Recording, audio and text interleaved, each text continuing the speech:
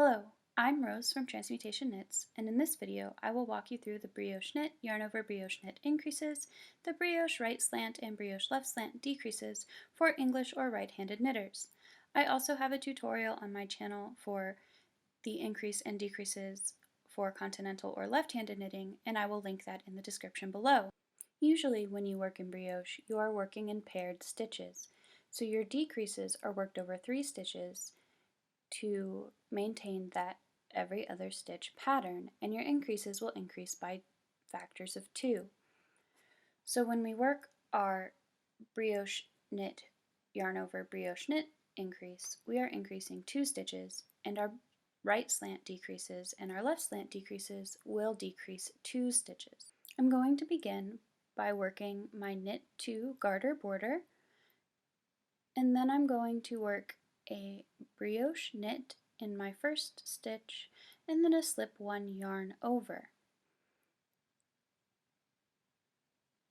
Once I have done that, I'm ready to work my first increase.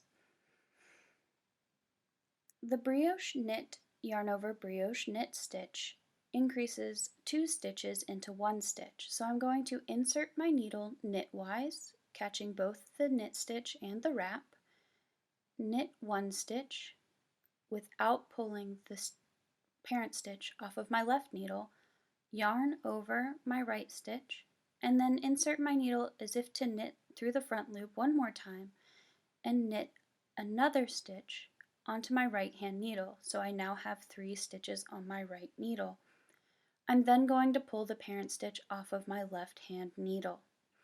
So now I've increased 2 stitches, and I'm going to slip 1 yarn over for my next stitch, and I'm going to do my right slant decrease for my next stitch. To do this, it's worked over 3 stitches. So I'm going to slip the first stitch knitwise. I'm going to knit in the second stitch, which is going to be a purl stitch in my variegated yarn or my color B. I'm going to slip that first stitch over the knit stitch, and then I'm going to slip the stitch that I knit onto my left hand needle, making sure not to twist.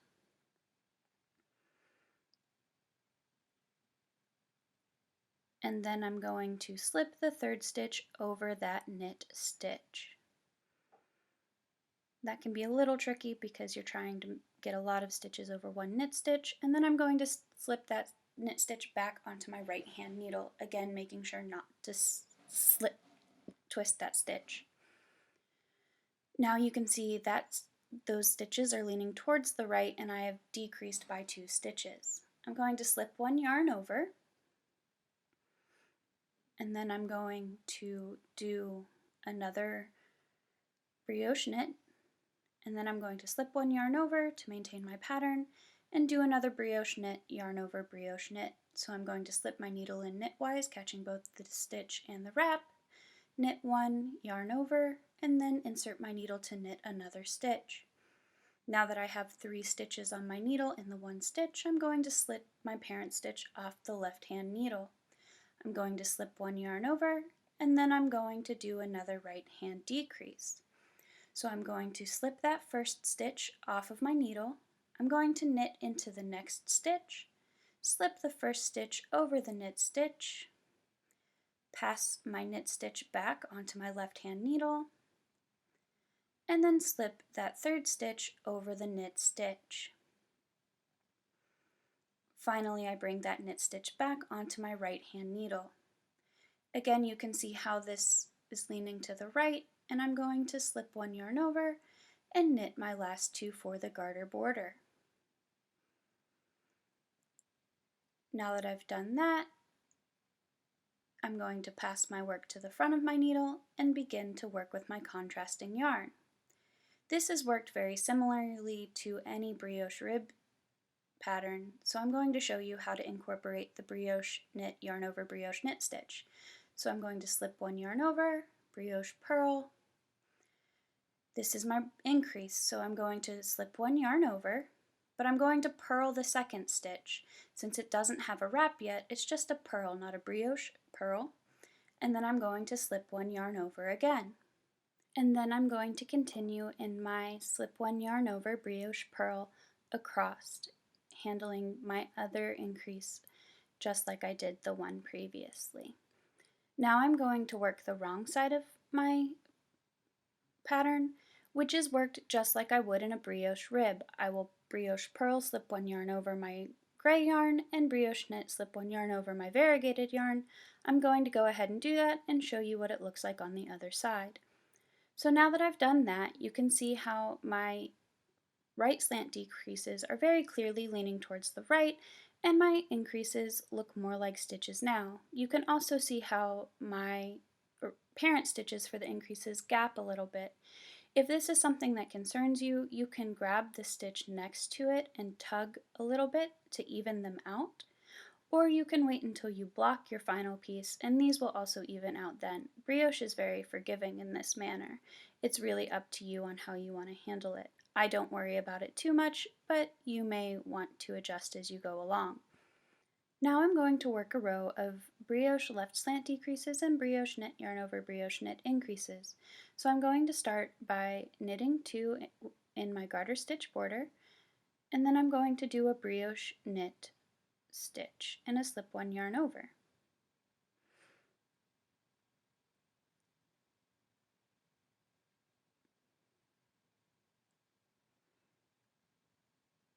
Once I have done that, I'm going to do my decrease in these 3 stitches that I just increased. So I'm going to slip my first stitch knitwise onto my right hand needle. I'm going to knit the second stitch, and then I'm going to pass that knit stitch back onto my left hand needle. I am then going to pass the third stitch over my knit stitch, pass my knit stitch back onto my right hand needle, and then slip the first stitch over that knit stitch. And my decrease is complete.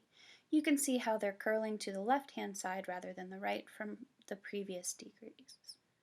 I'm going to slip one yarn over, and then I'm going to increase in this stitch here. So I'm going to insert my needle and knit a stitch, yarn over, insert my needle into the same stitch and knit a third stitch. I'm going to slip that stitch off my needle, slip one yarn over, and then I'm going to prepare to do my next decrease. A trick to remember which decrease you're doing is when you're going to do your left hand decrease, you slip the stitch on the side of the knit stitch that you want the stitch to lean. So on this stitch, I'm doing a left slant decrease. So I've knit my stitch, and I'm going to pass the left hand stitch on the other side of that knit stitch first, and then I'm going to pass the right hand stitch to the side of that knit stitch second, because I need it to lean to the left. This is because you are doing 3 stitches, so you have a centered stitch as your knit stitch and one to the left or the right. I'm then going to do a slip one yarn over and then do my final increase. Again, I'm going to insert my needle to knit, yarn over, and then knit another stitch into that stitch and slip it off of my needle. Once I have 3 stitches on that right hand needle, I'm going to slip one yarn over, brioche knit in the last stitch, slip one yarn over, and then knit my last 2 stitches. Once I go ahead and slip my work to the other side to the front of my needle again, I'm going to go ahead and work it just like I did last time, slipping my first 2 stitches, brioche purling the first stitch after my slip one yarn over,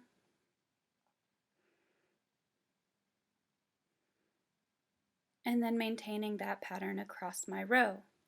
Once I've gone ahead and done that, I'll work my wrong side with my brioche rib pattern, and I'll go ahead and come back and show you what it looks like once I've completed those 3 passes on my work. Now that I've worked my wrong side row You can see where my increases have incorporated into my full pattern and my decreases have started to slant to the left more clearly. If I continue the decrease slant to the left for another row, it would be even more clear that the slant is to the left instead of just pulling the left-hand stitch over to the right, but it is definitely different from the right-hand slant that we did the row below.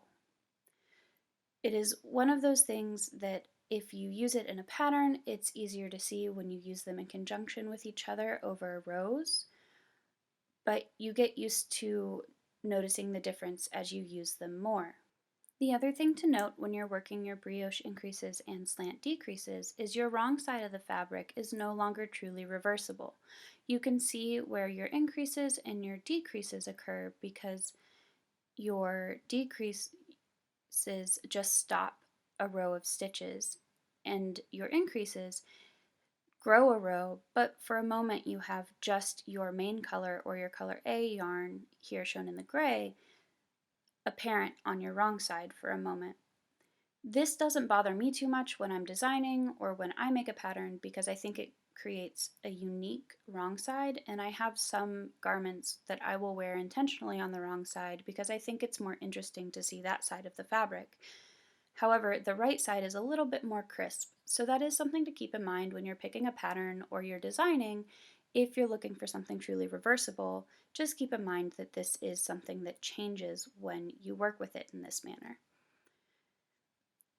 I hope that this has helped explain the brioche right slant and left slant decreases and the brioche knit yarn over brioche knit stitches. If you have any questions about my tutorials or you have any pattern support questions, please do not hesitate to reach me at transmutationknits@gmail.com. You can find my patterns, including the Westport Waves hat that I have mentioned in this tutorial, on my Ravelry page at Transmutation Knit, and you can find me on Instagram at Transmutation Knits. I hope you have a wonderful day and you find a way to transmute your yarn into something that brings you joy today.